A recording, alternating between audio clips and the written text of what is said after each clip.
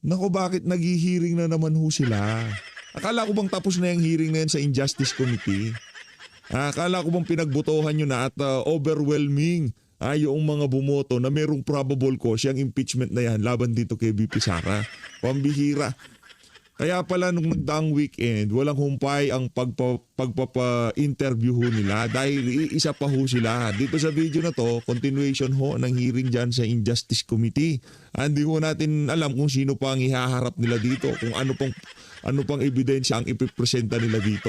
Ito, panuorin ho natin ang opening salvo nitong si Bacolau. By the way, isang like at isang subscribe, okay na ho tayo dyan sa mga gusto sumali sa ating community. Yung join button, nandyan lang ho sa baba. Rekta ho tayo sa hearing nitong si Jinky Luis. Okay. With the calling of the roll.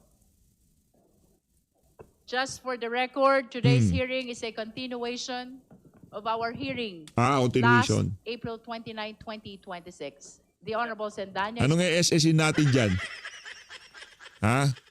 Yung si, ang pangalan nito, itong si Melvin Matibag, wala na yun. Hindi bumenta yung kwento niya. Hindi naniniwala ang ating mga kababayan na merong linabag itong si VP Sara. Yung Motion is approved. The chair will address the committee. Ito na. Ito yung pinakaabangan ng ating mga kasama dyan yung opening salvo nitong si Bacolau tapos binabalagbag natin siya. Game! Good morning. Let's go! Good morning. Good morning, pupil. Malayo pa, pero malayo na. That is where we stand today. Yan po ang sitwasyon natin ngayon. We recognize that this has been a difficult and demanding process. But we also recognize how much we have already uncovered. Marami na tayong naabot sa mga nakaraang linggo. Today, we share a quiet sense of accomplishment. Wow. As we recognize and honor the distance we have traveled since we first began. Saksi tayong lahat. Marami tayong pinagdaanan. Our very first hearing was on March 2, where we established sufficiency in form. Sumunod ang March 4 for sufficiency in substance. At sa puntong yon, we asked the Vice President to file her answer. And she did. At ang nakapirma, 16 na abogado, 16 lawyers. Pero ang answer na isinumite, halos 10 pages lamang. At nakatutok lang sa mga technicalities, sa mga paligoy-ligoy, bagay na ikinagulat ng marami dahil sa totoo lang, hindi naman yon ang hinahanap natin. It was an answer that really just avoided the questions. Kaya naman, noong March 18, we determined that the complaints allege sufficient grounds for impeachment. Sumunod ang hearing sa March 25, kung saan we settled the preliminary matters, most especially ang pag-issue ng mga subpoena. Then came the marathon hearings of April 14, April 22, and April 29. Doon tayo nakinig sa mga resource person natin. We heard the evidence. We examined the evidence. At sa mga araw na iyan, doon natin naramdaman ang bigat ng ating ginagawa. Yan. May mga sandaling luminaw ang mga sagot at may mga sandaling mas dumami ang mga tanong. Yan. We certainly had our ups and downs. We had our inflows Yung, and yung dumami yung katanungan, yun kay Madriaga. Yung luminaw para sa kanila, siyempre yung pinakamabenta, yung sa AMLA. Alam mo, GK, ha, ayusin mo, GK. outflows of testimonies and documents. But through it all, Yan. one thing remains certain. We never went sideways. Hindi tayo naligaw. Nanatili tayong may direksyon. We move, sometimes slow, sometimes painfully, but always forward towards the truth. Sinunod natin ang konstitusyon. Hindi tayo nagmadali, hindi tayo nag-shortcut. We honored the process. Bawat hakbang, bawat salita, bawat ebidensya, hinarap natin ng buong pag-iingat at pananagutan. Sa paglalakbay na ito, napagod tayo. Sinubok ang ating pasensya, lalo na sa harap ng mga batikos mula sa labas. We saw the press conferences of the Vice President's camp. We saw the petitions filed in the Supreme Court and the complaint filed in the office of the city prosecutor. Opo, maraming hakbang ang ginawa upang pigilan ang prosesong ito. Pero sa kabila ng lahat, hindi tayo natinag. For in the end, it is not the absence of struggle that defined us, but the refusal to lose our way, the discipline to stay the course, and the clarity to never lose sight of where we are going. At noong mga nakaraang pagdinig, we have seen the evidence. Ito ang mga nakita at narinig natin. Una, ang testimonya ni Ramil Madriaga Yan. na base sa ebidensya, mas kilala sa pangalang Sir Ram. Pangalawa, ang mga misteryosong envelopes at ang mga questionableng resibo. Pangatlo, ang paliwanag ng NBI tungkol sa magkakaibang pangalan, ngunit iisa ang pirma. Pang-apat, ang sertipikasyon ng PSA na walang record ang mga pangalang katulad ng Mary Grace Piatos. Yan. Di rin bumenta yan. Pang-lima, ang COA findings na nag-uutos ng refund na 73 million at 375 million. Pang-anim, ang ulat ng AMLC patungkol sa 6.7 billion na mga transaksyon. Napakalaking halaga na dumaloy sa mga account ng Vice-Presidente at ng kanyang asawa. Pang-pito, ang mga natuklasan ni former Senator Antonio Trillanes IV na ang malaking bahagi ng kayamanang ito ay may kaugnayan sa illegal drugs. At ang mas nakakagulat, ang pahayag na ito ay tumutugma sa record ng AMLC. Pang-walo, ang mga dokumento mula sa SEC na nagpapatunay na walang kinikita ang mga kumpanya ng Vice-Presidente kahit na natili siyang aktibo sa isa sa mga kumpanyang ito, nang ibig sabihin ay pinagsabay niya ang pagiging Vice-Presidente at pagpapatakbo ng negosyo. At nitong huling pagdinig lamang, noong April 29, dalawang bagay naman ang napag-usapan natin. Una, ang selyadong kahon mula sa BIR na sa kabila ng matinding debate, hindi muna natin binuksan. Kahit nasa kapangyarihan naman natin na buksan ito.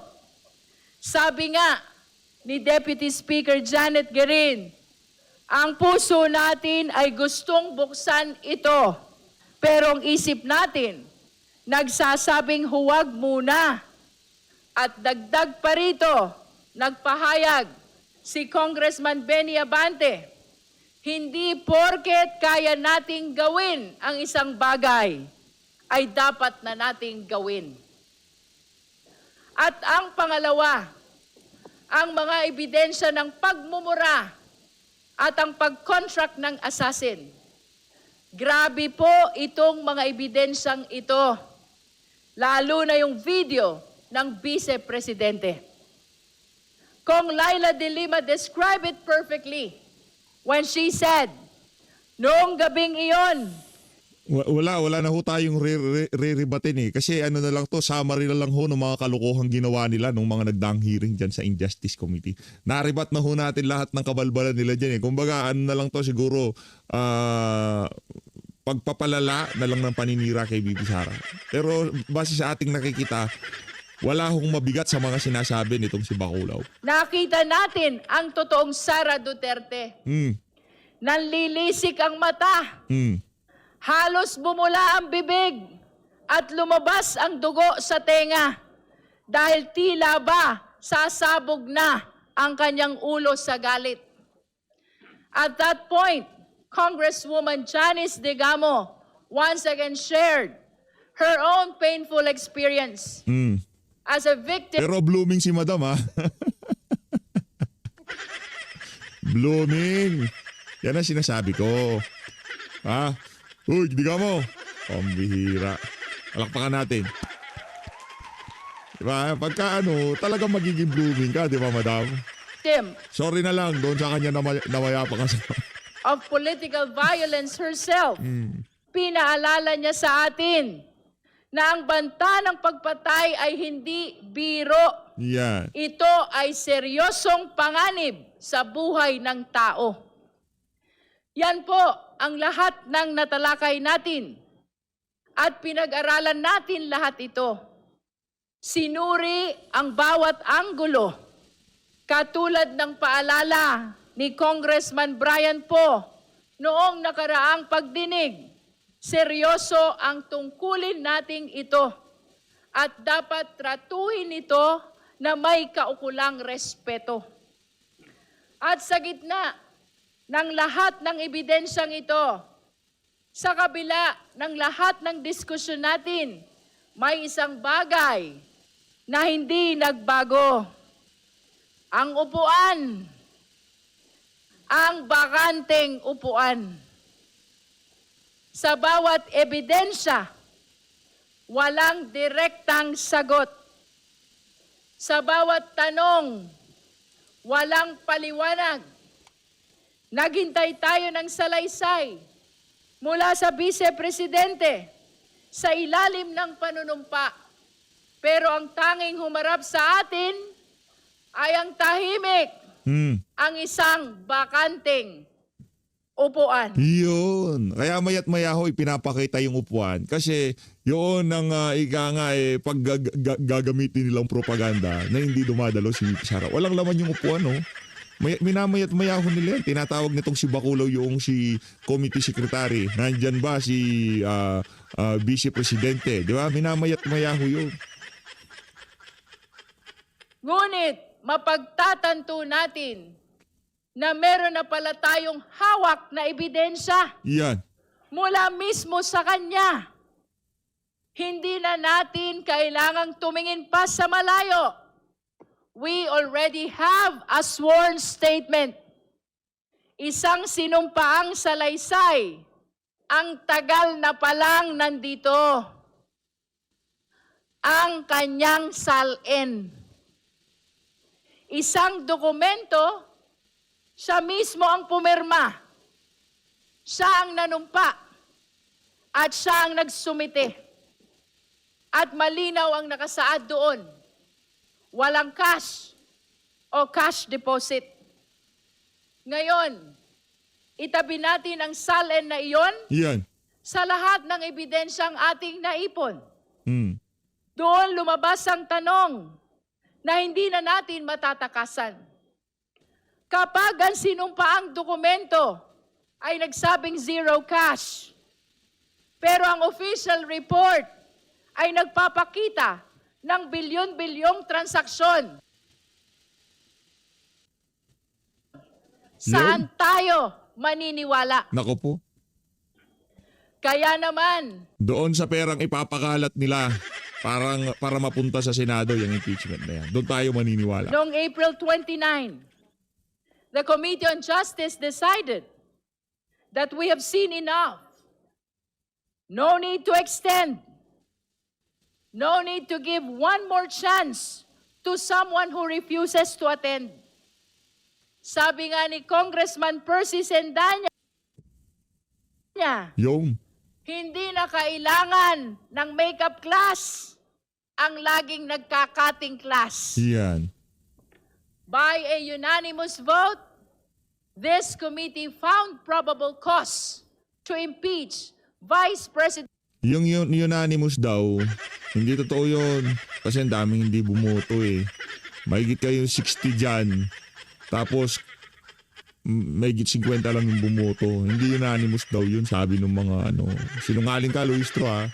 Sara Z. Duterte for culpable violation of the Constitution, bribery, graft and corruption, other high crimes, and betrayal of public trust. That brings us to today. Ngayon, May 4. Kukumpirmahin natin kung anuman ang mga nangyari noong nakaraan sa pamamagitan ng isang committee report. Yan. We are therefore here to finalize the committee report along with the attached resolution setting forth the articles of impeachment. Our task is to approve these documents and transmit everything to the plenary. This is our mandate under the rules. Tayo ang Committee on Justice. Bukod tangi ang committee ito dahil sa buong listahan ng mga komite sa Kongreso, tayo lamang ang tanging binanggit at binigyan ng partikular na mandato ng ating konstitusyon. We were given that name for a reason. Today, we hope we have lived up to that name, Committee on Justice. Para sa hustisya, sana naibigay natin ang hustisya sa mga complainant.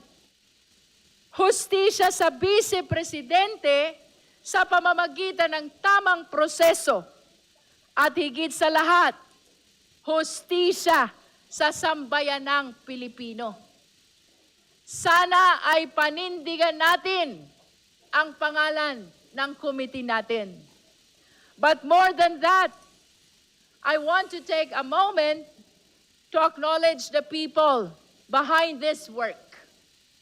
Hindi biro ang pinagdaanan nating lahat, lalo na ang kapal ng mga dokumentong binasa at sinuri natin. Sa mga resource persons, salamat sa pagharap ninyo dito sa komite. To our colleagues in this committee, thank you so much. Sa ating sekretariat at sa mga staff na hindi nakikita sa kamera, pero sila ang naging pundasyon ng bawat hearing. Maraming salamat sa inyong lahat. And to the Filipino people, maraming salamat po sa inyong pagsubaybay. Ngayon, habang tinitimbang natin ang bigat ng mga susunod nating hakbang at ang mga posibleng pagsubok na haharapin natin, may isang katotohanang dapat nating alalahanin. Hindi tayo magsisimula sa wala. ang bawat hakbang natin ay hindi na pabalik, kundi padiretso sa katotohanan. Yan. Malayo pa, pero malayo na. Mahaba pa po ang tatahakin nating landas. Akala ko bang unanimous yung vote? Akala ko bang in-impeach nyo na siya? Bakit malayo na naman? Dali nyo na sa plenary yan, pagbotohan nyo na. Para matapos na, para pag-usapan nyo na yan sa Senado. Kasi habang nandiyan sa House of Representative yan, kung yung mga ini-end nyo lang dyan masiraan si VP Sara, walang naniniwala sa mga kalokohan nyo. Diba? Walang bumibenta sa mga bumibili diyan sa mga binibenta nyong kasinungalingan labang kay VP Sara. Patungong plenaryo. Yan. At patungong Senado. Ngunit hindi na tayo nangangapa. Marami na tayong naungkat. Marami na tayong naisiwalat. At hindi natin hahayaang masayang ang lahat ng ito. Kailangang ituloy ang proseso because this is what justice demands. Because only then can we truly achieve accountability. Kapag may public official na nagkaroon ng seryosong paratang, huwag nating baliwalain, huwag nating palampasin. Kapag may kailangang ipaliwanag, huwag tayong titigil hanggat lumabas ang katotohanan. Let us pursue this to its logical conclusion. Otherwise, the cycle of impunity will only repeat. Because we owe it to the next generation of Filipinos to show them that no one, no matter how powerful, no matter the title, is above the law. Huwag nating hayaang masanay ang ating bansa sa kultura ng pagkalimot. Because if we let up now, we fail the very Constitution we swore to protect. Let us therefore move forward with heavy hearts but clear minds. If the Vice President is guilty, let the truth convict her. Yan. If she is innocent, Innocent. let the process clear her. Yan, oh. But let it be done. Paano yun? Pagka sinabi ng mga senador, wala, hindi mai-impeach si VP Sara. Kahit ano pang pa-pronounce mo dyan, pasigaw-sigaw mo dyan, di ba? Pagkagigil mo dyan kay VP Sara, hindi yan makakatanggal kay VP. Ang gawin nyo, dalhin nyo na yan sa Senado. Di ba? Through the light of justice, Yan. not the shadows of silence. Ituloy na natin ang huling hakbang Tuloy ng na yan. yugtong ito Yan. para sa katotohanan, Mm. para sa sambayanang Pilipino. Esteemed colleagues, beloved countrymen, malayo pa, pero kahit papaano, sa totoo lang, malayo na. Maraming salamat po.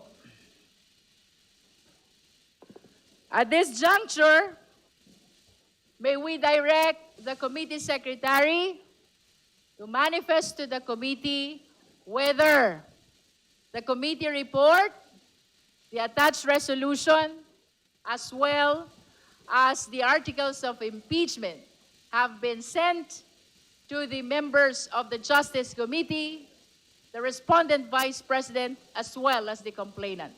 Comsec?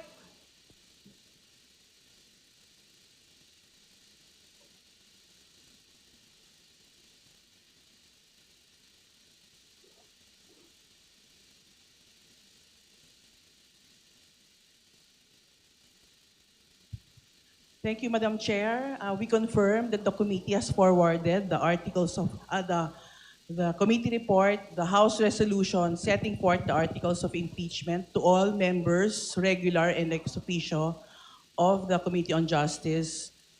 However, we have not furnished the complainants and counsel, respondent and counsel of copies of the same, and we intend to do that after the same has been approved and by the committee, and the number of the resolution has already been inputted in the copy of the same. Thank you, Madam Chair. Madam Chair, The Honorable Chel Jokno is Yan, recognized. si Chel, si Chel. before we proceed to the consideration of the report and draft resolution, may I be allowed to make a brief manifestation? This is all in conjunction with the Chair's opening statement. You may proceed, Honorable Jokno. Thank you, Madam Chair. Sa panahon ngayon na maraming tayong kinakaharap na problema, sobrang pagtaas ng presyo ng bilihin, itong mababang pasahod at yung krisis sa Middle East, marami pa rin nagtatanong o meron pa rin nagtatanong kung bakit ba itong impeachment na ito? Ito ba'y aksaya lang ng oras? Kasi naiintindihan ng ating mga kababayan na politika lamang yung ginagawa niya. Yan. Paninira kay VP Sara sa 2028. Kaya tinatanong kayo, ang dami nating problema, yan ang inaatupag nyo. Bakit? Nasasaktan kayo? Kasi totoo naman. Ang dami nating problema, yan ang pinag-aatupag nyo. Ng mga lingkod Talaga bayan. itong si Bugs Bunny. Of course, alam natin na ang kaduluhan ng impeachment ay pananagutan. Yan. Pero kailangan siguro natin bigyang diin na ito ay isang hindi ordinaryong proseso. Ang impeachment ay likha mismo ng ating konstitusyon Yan. para magkaroon tayo ng isang mabisa at mabilis na mekanismo. Hindi lang sa pananagutan, kundi para malaman kung tampat o hindi ang isang lingkod bayan na napakataas ang kanyang power at responsibility. Kasi po, pag hindi tampat ang lingkod bayan, ang resulta ay corruption. Ang bawat pisong nawawala sa korupsyon na napupunta sa bulsa ng isang opisyal Yan. ay pisong ninanakaw sa pinahirapang pera ng ating mga taxpayers. Ako po. Ang pondo natin ay hindi dapat ginagamit para sa bulsa lang o sariling interest, kundi para sa ikabubuti ng lahat. Deserve ng ating mamamayan ang mga leader na magpapatibay sa ating mga institusyon. Hindi lang yung mga magpapabagsak nito o magkapapakorap ng pera ng bayan.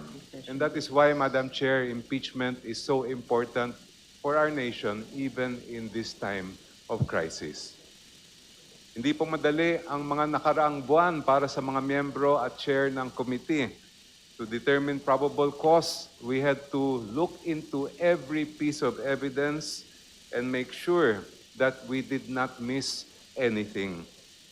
Kaya dahil dito, I think we should commend our chair, all the members of the Committee on Justice, and all the secretariat as well, beginning with the committee secretary, dahil wala tayong ginawang shortcut, hindi tayo sumuko sa mga banta. We did the work that the Constitution required of us.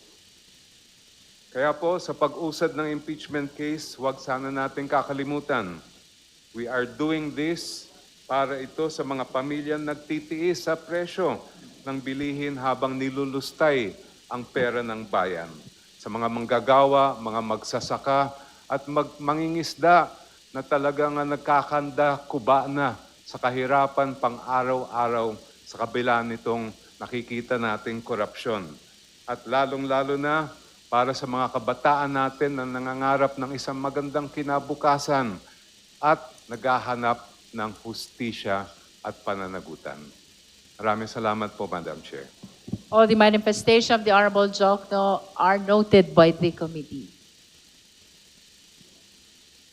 Now we are formally opening the floor for our agenda for today's hearing. That is the approval of the committee report with the attached resolution setting forth the articles of impeachment. Madam Chair. The Honorable DSJ Suarez is recognized. Madam Chair, insofar as every member of the committee has been given a copy of the committee report, I move for the approval of the committee report and the attached resolution setting forth Akala ko pa naman ngayong araw na to, diretsong plenaryo na tayo. Maririnig na natin yung mga tanong nitong si Congressman Erice, nitong si Congressman Marcoleta, di ba? Ay, nandiyan pa. Justice Committee pa rin pala ho tayo ngayong araw na to. the articles of impeachment against the Vice President, Sara Zimmerman Duterte. So moved, Madam Chair. Madam Second, Chair. Madam Chair. Madam Chair. Before we take up the motion, let us acknowledge first the Honorable Laila De Lima. Thank you, Madam Chair.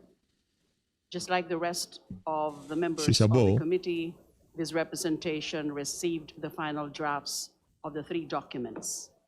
The committee report, the resolution setting forth the articles of impeachment, and lastly, the articles of impeachment itself, which is supposedly to be attached to the resolution setting forth the articles of impeachment. Since yesterday, I submitted to the committee secretariat piecemeal certain proposed revisions or corrections on these 3 documents. And this morning, I again submitted to the committee secretariat and even to the office of the Honorable Chair the final set of my proposed revisions or corrections, consisting mainly of clerical or typographical errors and even some substantive errors, but mostly clerical or typographical errors for the consideration of the committee before the final approval of the same. Thank you, Madam Chair. I would have wanted to make a manifestation individually of those proposed revisions, but it might take time.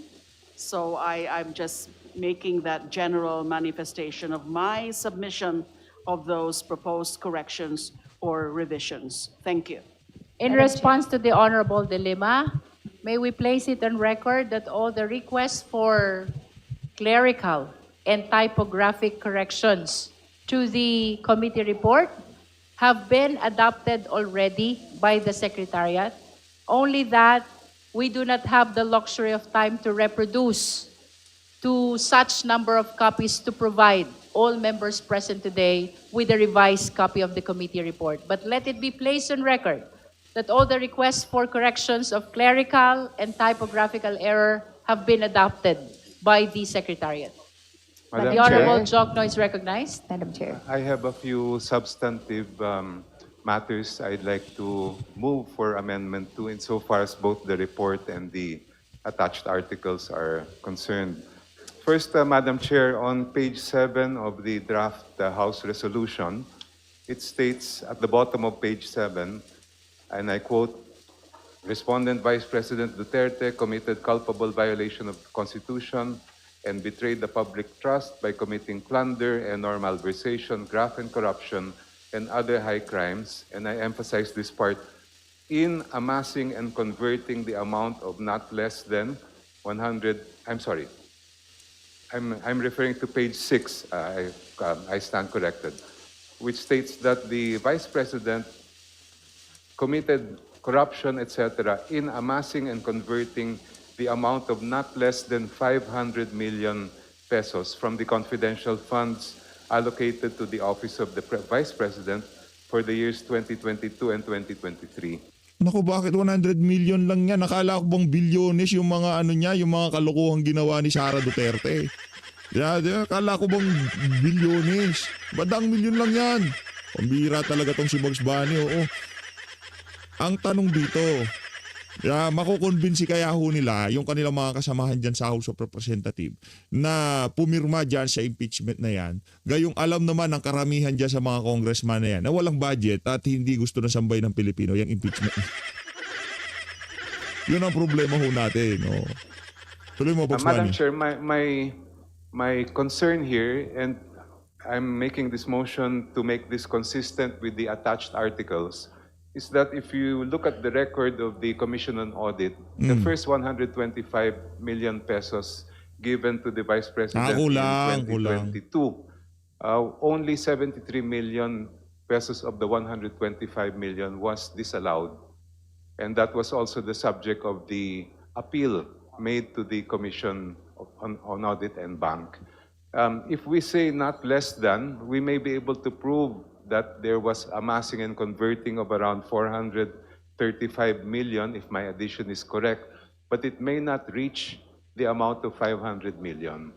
So to avoid any technicalities later, that there may be objections that we did not prove not less than 500 million, I move that we simply adopt what the language found in the attached articles of impeachment, which state, and I quote, systematic misuse, misappropriation, and irregular liquidation of confidential funds amounting to 500 million, etc.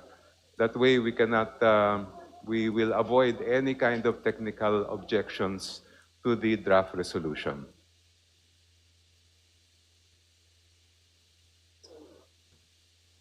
I so move, Madam Chair. Second.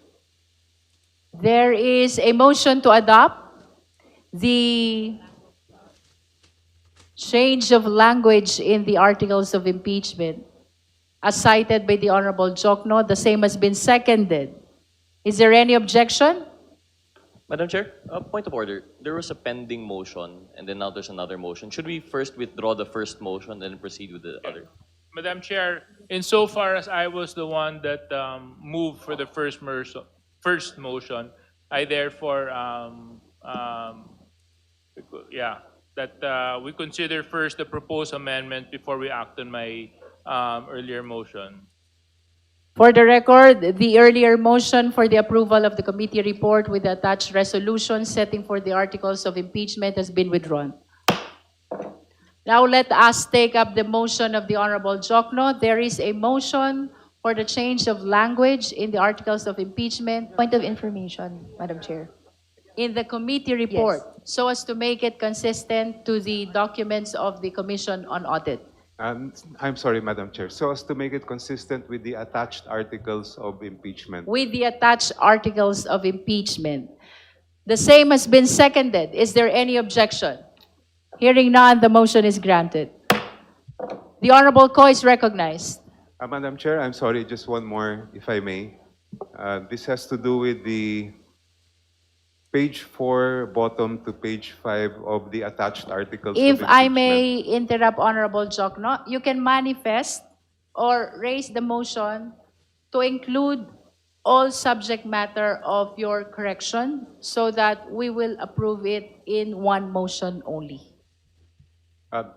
If I may, Madam Chair, this pertains to another matter contained in the articles itself that are attached to the House resolution that we are to approve Okay, this morning. please proceed, Honorable Jokno. Very briefly only, paragraph, at the bottom of paragraph 5 of the articles of impeachment, it states, the foregoing scheme is amply established by documentary records, etc., including the following. And at the top of page 5, it states, letter A, records of hearings before the House of Representatives Committee on Good Government and Public Accountability bear multiple sworn testimonies attesting to irregularities in the handling of confidential funds. Witnesses testified, among others, that special dispersing officers merely release funds upon instruction without knowledge of their ultimate use, that officials were made to sign liquidation reports without being shown supporting documents, and that the alleged beneficiaries of certain expenditures categorically denied receiving any funds.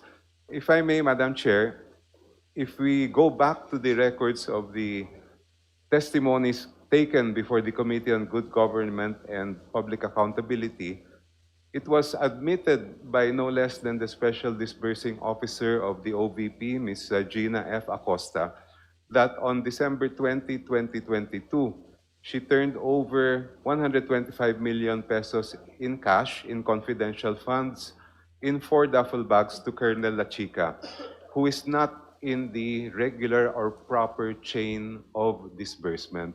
I would move, Madam Chair, that we simply add the term to persons outside the proper disbursement channels after the comma, I quote, "Witnesses testified, among others, that special disbursing officers merely release funds upon instruction to persons outside the proper disbursement channels without knowledge of their ultimate use." So just that phrase, Madam Chair. I so move. Second. The hearing is temporarily suspended. Nako, parang di wata sila nagkakasundo. Yung tuloy ho tayo. We recognize the Honorable Chel Jokno.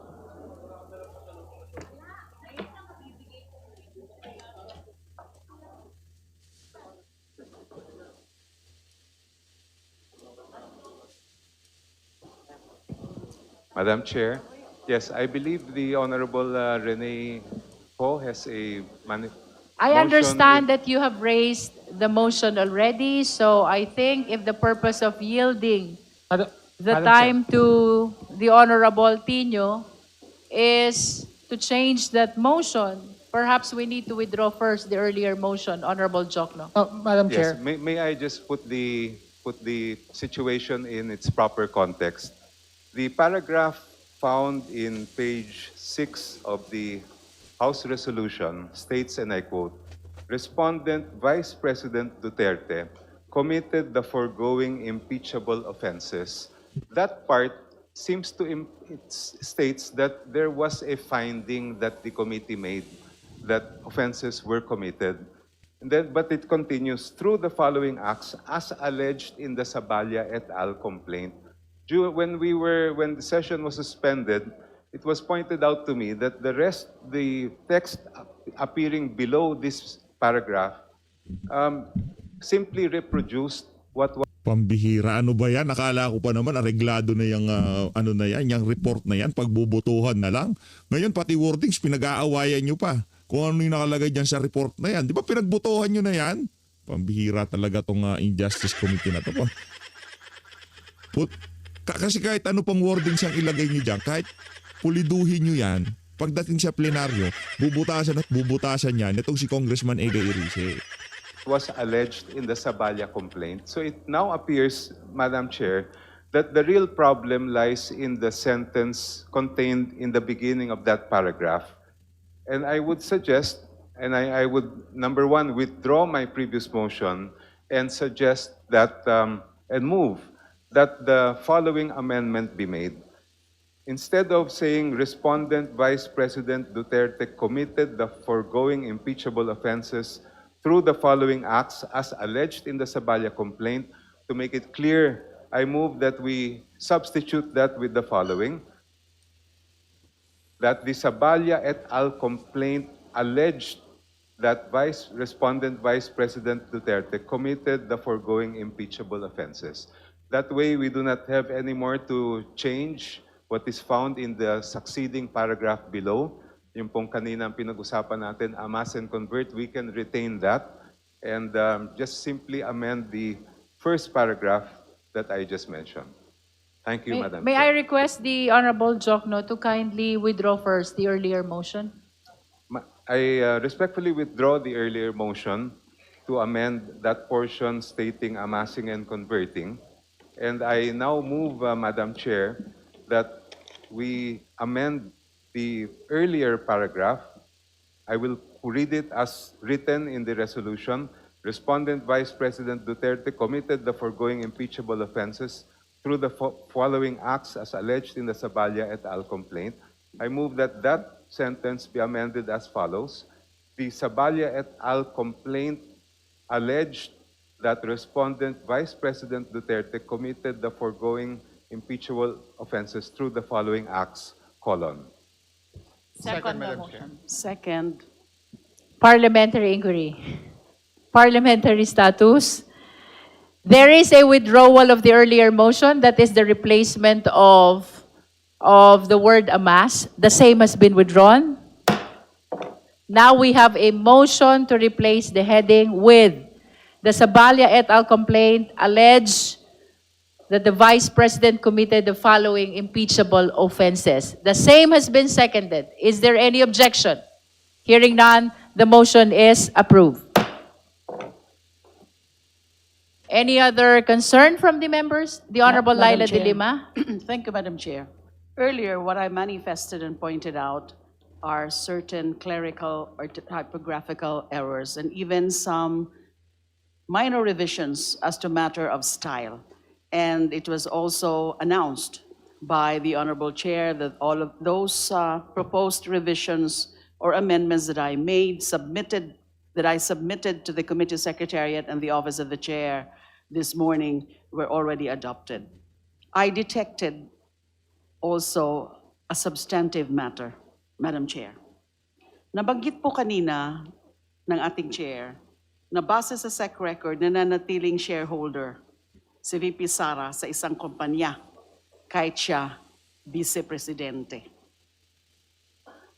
Based on the records submitted by the SEC, it is clear that the Vice President was listed as a stockholder of Metro City Chow Foods Corporation in 2016. Additionally, the Vice President was listed as a member of the Board of Directors from 2016 until the latest SEC filing in 2025. I submit that the continued listing of the Vice President as member of the Board of Directors of Metro City Chow Foods Corporation, even after her assumption to office as Vice President, constituted a violation of Section 13, Article 7 of the Constitution Yo. by participating in business during her tenure as Vice President. Malinaw po yan, the Section 13, Article 7. May I just quote some of the portions, the relevant portions, Section 13. The President, Vice President, the members of the Cabinet, and their deputies or assistants shall not, unless otherwise provided in this Constitution, hold any other office or employment during their tenure. They shall not, during said tenure, directly or indirectly, practice any other profession, participate in any business, etc., etc. Must not participate in any business. Accordingly, Madam Chair, I propose and move that a subheading under Article 2 of the Articles of Impeachment be inserted on page 10. Pagkatapos po ng subheading B, kasi so far in the current version of the Articles of Impeachment, meron pong dalawang subheadings under Article 2, A and B.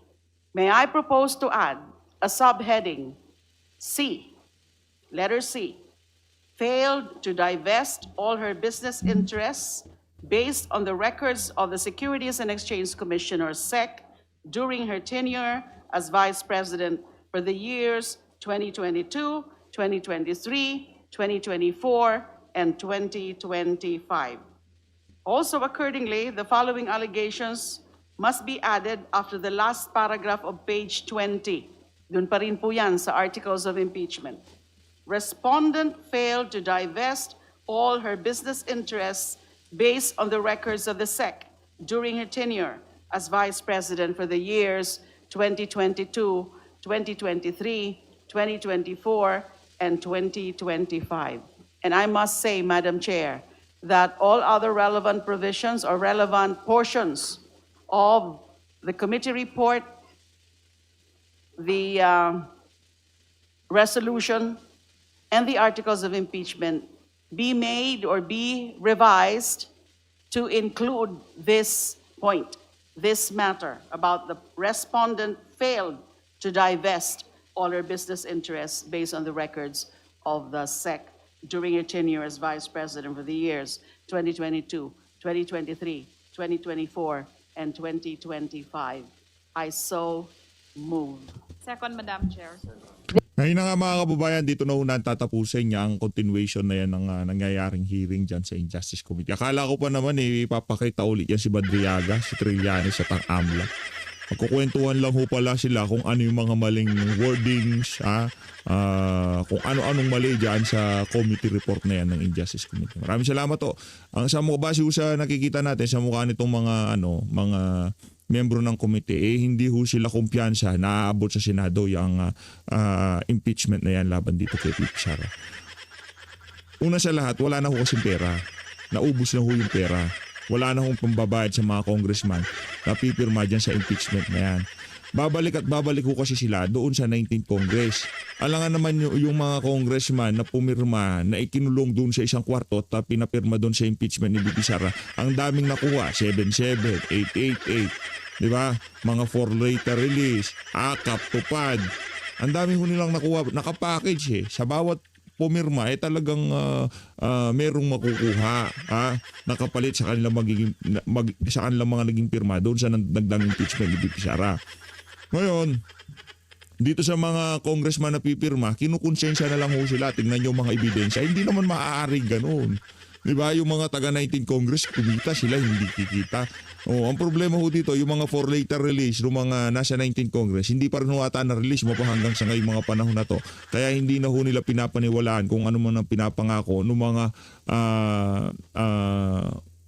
gustong ma-impeach si BP Sara dyan sa Injustice Committee. Maraming salamat maging ato kay lahat. Lahat ng Pilipinas.